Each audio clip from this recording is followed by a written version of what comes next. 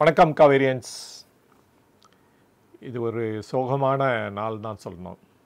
ஏன்னா அந்த இன்சிடெண்ட், அந்த ஏர் இண்டியாவோட கிராஷ் வந்து ஆல்மோஸ்ட் எக்ஸப்ட் ஃபார் ஒன்று எல்லாரும் இறந்து போனது ரொம்ப மனசுக்கு வருத்தம் கொடுக்கறது தான் சொல்லணும். இந்த சோகமான நிகழ்ச்சியோட சேர்ந்து இன்னொரு சோகமான நிகழ்ச்சி வேறு நடந்திருக்கு அப்படின்னு தான் சொல்லணும். என்னன்னு பார்த்தீங்கன்னா, இஸ்ரேல் வந்து ஈரானை அட்டாக் பண்ணியிருக்காங்க. ஆக்சுவலாக வந்து நேற்று போட்ட வீடியோலையே அதை பற்றி நம்ம பேசியிருந்தோம். வெரி சூன் ஆர் ஷார்ட்லி வந்து இஸ்ரேல் வந்து ஈரானை அட்டாக் பண்ண போகிறாங்க அப்படின்ட்டு நேற்று கூட 4 o'clock வந்து அந்த வீடியோ வந்து ரிலீஸ் பண்ணியிருந்தோம். அது ஆக்சுவலாக நடந்துருச்சு வேறு. இன்றைக்கி காலையில் பார்த்திங்கன்னா இஸ்ரேல் வந்து ஈரானில் இருக்க நியூக்ளியர் ஃபெசிலிட்டிஸை அட்டாக் பண்ணியிருக்காங்க. ஆனால் உயிர் சேதம் என்ன இல்லாட்ட அந்த மெட்டீரியல் டேமேஜ் என்னன்னு நமக்கு தெரியல கிளியராக. பட் தெரிஞ்சிடும் கூடிய சீக்கிரம் அதை பற்றி. இதனால் என்ன ஆச்சுன்னு பார்த்திங்கன்னா, நம்ம ஷேர் மார்க்கெட் அடி வாங்கிடுச்சு.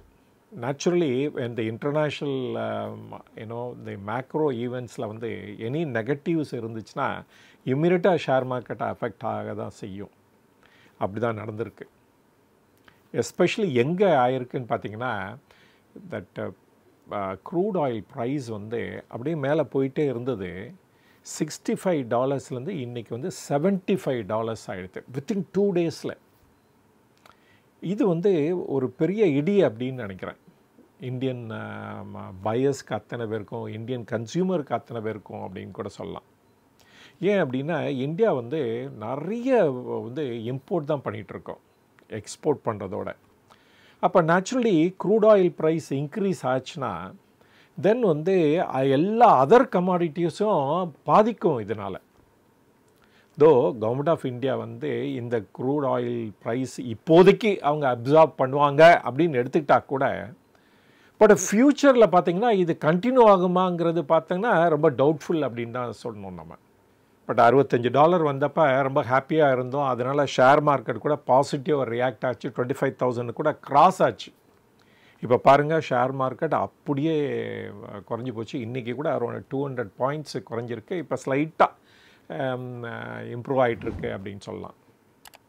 ஸோ நேச்சுரலி இப்போ வந்து ஒரு இன்டர்நேஷ்னலாக மேக்ரோ ஈவெண்ட்டில் வந்து சம் பேட் திங்ஸ்லாம் வர ஆரம்பிச்சிச்சுன்னா தென் வந்து அது வந்து இந்தியன் ஷேர் மார்க்கெட்டை அஃபெக்ட் பண்ணும், கண்டிப்பாக அஃபெக்ட் பண்ணும். சரி, இஸ்ரேல் வந்து ஹமாஸை வந்து அட்டாக் பண்ணும்போது கூட, காசாவில் வந்து குண்டு போட்டபோது கூட இந்த மாதிரி குறைவை வந்து ஷேர் மார்க்கெட்டில் நம்ம பார்க்கல. ஆனால் ஈரான் வந்து டிஃப்ரெண்ட் ஸ்டோரி ஆல்டுகெதர். ஈரான் வந்து ஆல்மோஸ்ட் அந்த வர்ஜின்னு சொல்லலாம். அந்த ஒரு நியூக்ளியர் பவருங்கிற ஸ்டேட்டஸை அக்வயர் பண்ணுறதுக்கு இன்னும் ஒரு ஃபியூ இயர்ஸில் பண்ணிவிடுவாங்க அப்படின்னு கூட எடுத்துக்கலாம். அந்த டைமில் வந்து இந்த மாதிரி இஸ்ரேல் அண்ட் ஈரானுக்கு வந்து தகராறு இப்போ ஆரம்பிச்சிருக்கு அப்படிங்கிறப்ப தென் அது வந்து ஒரு கவலை அளிக்கிற சிச்சுவேஷனாக தான் இருக்குது அப்படின்னு சொல்லலாம். ஏன்னா அமெரிக்காவும் ஈரானும் பேசிகிட்டே இருந்தாங்க. சடனாக அந்த பேச்சுவார்த்தை முடிவுக்கு வந்துச்சு. அது முடிவுக்கு வந்தவுடனே இவங்க இஸ்ரேல் ஆரம்பிச்சிட்டாங்க இந்த மாதிரி அவங்களுடைய நியூக்ளியர் ஃபெசிலிட்டிஸ்லாம் அட்டாக் பண்ணுறாங்க. ஸோ இது எப்படி போக போகுது, எந்த மாதிரி போக போகுதுன்னு நம்மளால் கிளியராக ப்ரெடிக்ட் பண்ண முடியாது. ஸோ காலம்தான் இதுக்கெல்லாம் பதில் சொல்லணும் அப்படின்னு சொல்லலாம். சிபிஐ ஃபார் இந்தியா வந்து நேற்று பப்ளிஷ் பண்ணியிருக்காங்க ஃபார் மே மந்த்துக்கு. அது வந்து 2.82%. முன்னாடி வந்து ஏப்ரல் மந்த்தில் பார்த்திங்கன்னா 3.16% ஆகிருந்தது. இப்போ வந்து அது குறைஞ்சிருக்கு. இதே சமயத்தில் யூஎஸ் கூட அவங்களுடைய சிபிஐ டேட்டா கொடுத்துருக்காங்க. ஏன்னா இதை தான் வந்து ஃபெட் ரிசர்வ் பார்த்துட்டு அதை பேஸ் பண்ணி தான் அவங்க டிசைட் பண்ண போகிறாங்க இன்ட்ரெஸ்ட் ரேட்டை குறைக்கலாமா இல்லையா அப்படின்ட்டு. அவர் வந்து ஃபெட் சேர்மன் வந்து நிறைய பப்ளிக் ஸ்டேட்மெண்ட் வேறு விட்டுருக்காரு. ஆனால் அங்கே இருக்க இது பார்த்திங்கன்னா ஸ்லைட்டாக இன்க்ரீஸ் ஆகிருக்கு. 2.4% இன்க்ரீஸ் ஆகிருக்கு. போன மாதம் வந்து 2.3% ஆகிருந்தது. ஸோ பட் இந்தியாவோட இன்ஃப்ளேஷன் எடுத்து பார்த்திங்கன்னா ரூரல் ஏரியாலையும் அது குறைஞ்சிருக்கு, அர்பன் ஏரியாலையும் அது குறைஞ்சிருக்கு இந்த தடவை. அர்பனில் பார்த்திங்கன்னா 3.07% இப்போ, முன்னாடி வந்து 3.36% இருந்தது. அண்டு ரூரல் ஏரியாவில் பார்த்திங்கன்னா 2.59, முன்னாடி வந்து 2.92. அதனால் இது வந்து பரவலாக இருக்குது அப்படின்னு சொல்லலாம் இந்த ட்ராப்பு. ஆனால் நம்ம ஏற்கனவே நான் பேசின இஷ்யூவை எடுத்து பார்த்தோம் அப்படின்னா, வெதர் இந்த இன்ஃப்ளேஷன் வந்து இந்த லோ லெவலில் இருக்குமா அப்படிங்கிறது ஒரு பெரிய கொஸ்டின். அஃப்கோர்ஸ் நம்மளுடைய ஃபுட் இன்ஃப்ளேஷன் தான் எப்பொழுதுமே நம்மளுடைய சிபிஐ இன்ஃப்ளேஷனை அஃபெக்ட் பண்ணும். ஆனால் இந்த ஃபுட் இன்ஃப்ளேஷன் சிவியராக குறைஞ்சிருக்கு. ஆனால் இந்த ஃபுட் இன்ஃப்ளேஷன் வந்து இந்த ஈரான் வாரையோ இல்லாட்டா ஆயில் ப்ரைஸோ டிபெண்ட் பண்ணி இருக்கிறது இல்லை. மேபி கூடிய சீக்கிரம் அதை ரைஸ் ஆச்சுன்னா அதை வந்து அஃபெக்ட் பண்ண செய்யும் அப்படின்னு தான் சொல்லணும். ஏன்னா இந்த ஃபுட் இன்ஃப்ளேஷன் கூட பார்த்திங்கன்னா 0.99% தான் இருக்குது. அது கூட ஒரு குட் நியூஸ் தான் அப்படின்னு சொல்லணும். ஸோ நிறைய குட் நியூஸ் இந்த சைடில் இருக்கிறனால இந்த இன்ஃப்ளேஷன் இன்னும் லோவாக தான் இருக்கும் ஃபார் சம் மோர் டைம் அப்படின்னு கூட சொல்லலாம். ஏன்னா நம்ம வந்து ஃபுட்டு இன்ஃப்ளேஷனுக்கு தான் நிறைய வெயிட்டேஜ் கொடுக்குறோம். அதுக்கடுத்தது ஃபியூவல் அண்டு இந்த ரிலேட்டட் எனர்ஜி இதில் வெயிட்டேஜ் இருக்குது சிபிஐ அந்த டேட்டாவில். அப்போ வந்து இந்த ஃபியூவல் ப்ரைஸ் கவர்மெண்ட் கண்ட்ரோல் பண்ணிகிட்டு இருக்காங்க. அதை ஏற்றலைன்னு வச்சுக்கோங்க, இந்த சிபிஐ இன்ஃப்ளேஷன் குறைஞ்சி தான் இருக்கும் இன் ஃபியூச்சரில் அப்படின்னு கூட நம்ம சொல்லலாம். பட் பார்ப்போம் அது வந்து இதே லெவலில் மெயின்டைன் பண்ண முடியுமா, இல்லாட்டா இப்போ ஃபர்தராக இந்த 75 தான் அப்பர் லிமிட்டாக குறையுமா அப்படிங்கிறதெல்லாம் பொறுத்துன்னு தான் பார்க்கணும் எப்படி அது ஆக போகுது அப்படின்ட்டு.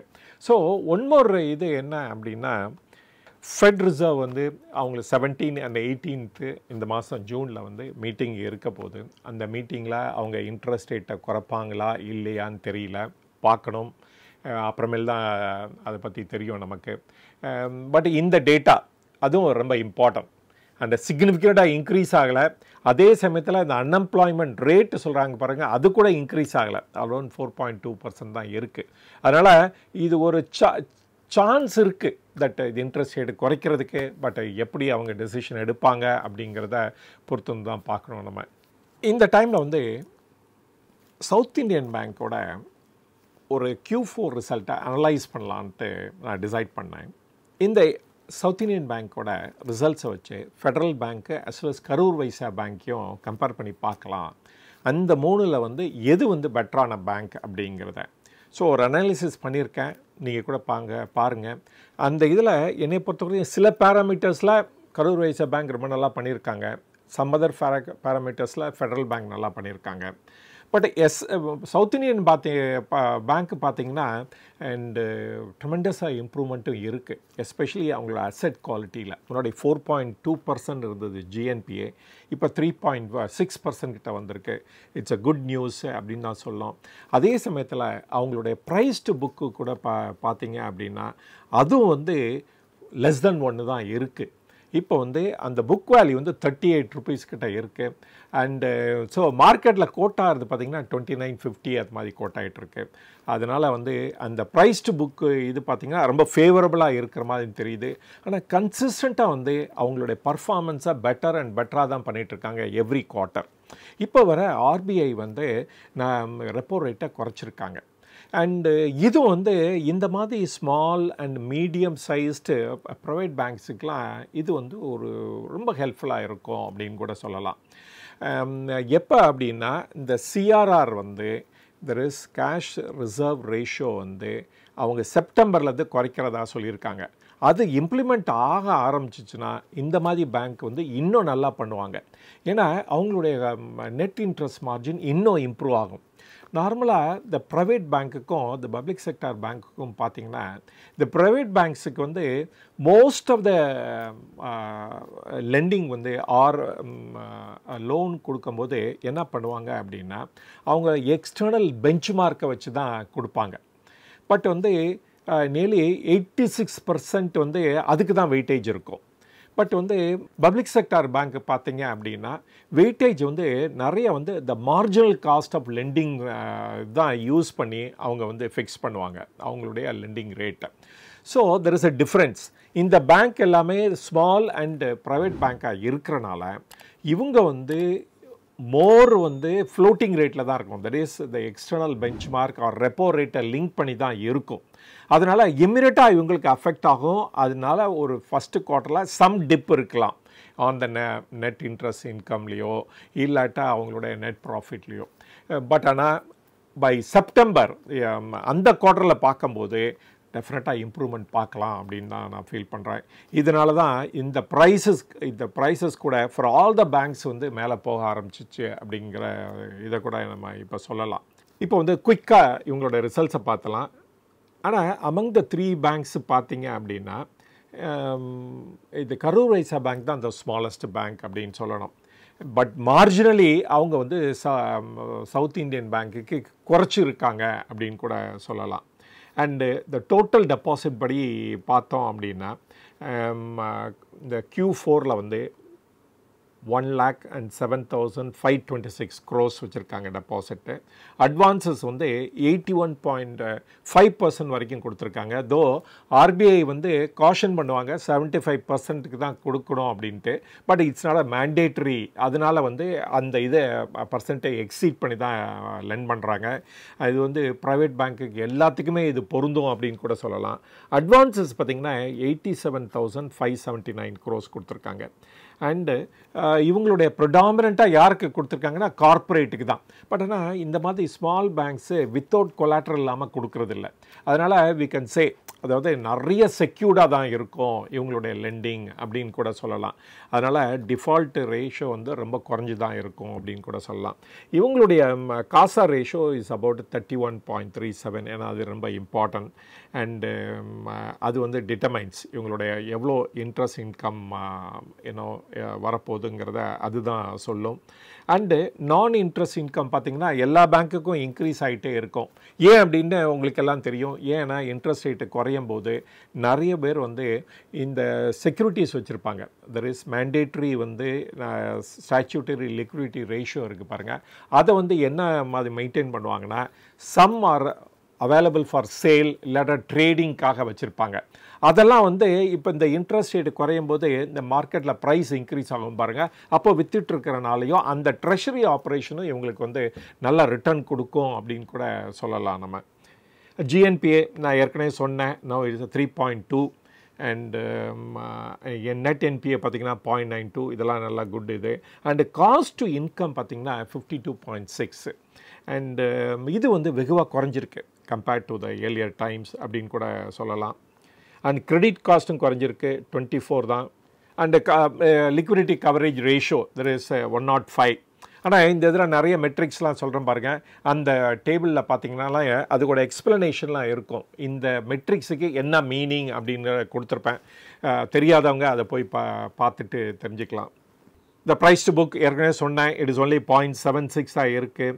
அண்ட் ROIலையும் நல்ல இம்ப்ரூவ்மெண்ட் இருக்குது. ஏன்னா இந்த மெட்ரிக் நம்ம எப்பொழுதுமே பார்க்குறது உண்டு. 1.11 மோர் தென் 1 வந்து இட்ஸ் அ குட் அப்படின்னு கூட சொல்லலாம். அப்புறம் capital adequacy among the 3 banks பார்த்திங்கன்னா கேபிட்டல் அடிக்வசி இவங்களுக்கு தான் பெட்டராக இருக்குது. அதனால் ஃபர்தராக வந்து அவங்க வந்து கேபிட்டல் ரைஸ் பண்ண வேணாம். அண்டு இவங்க மோர் டெபாசிட்ஸ் வர ஆரம்பிச்சிச்சு அப்படின்னா தென் வந்து இருக்கிற கேபிட்டலை வச்சுட்டு அவங்க லெண்ட் பண்ணலாம் அப்படின்னு கூட சொல்லலாம்.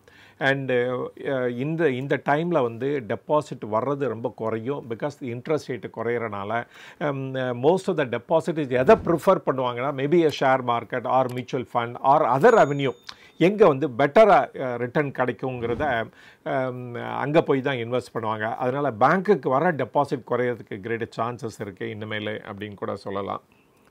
ஸோ இதை கம்பேர் பண்ணியும் இந்த 3 பேங்க்கையும் கம்பேர் பண்ணியும் கொடுத்துருக்கேன் நான். நீங்கள் கூட இந்த வீடியோவில் அட்டாச் ஆகிருக்கு. இல்லாட்டா அந்த கூகுள் ஷீட்டில் போய் பார்க்கலாம். இதில் வந்து புக் வேல்யூ மட்டும் குயிக்காக சொல்லிடுறேன் நான். 38 வந்து சவுத் இந்தியன் பேங்க், 134 வந்து ஃபெடரல் பேங்க் அண்ட் 148 வந்து கரூர் வைசா பேங்க்.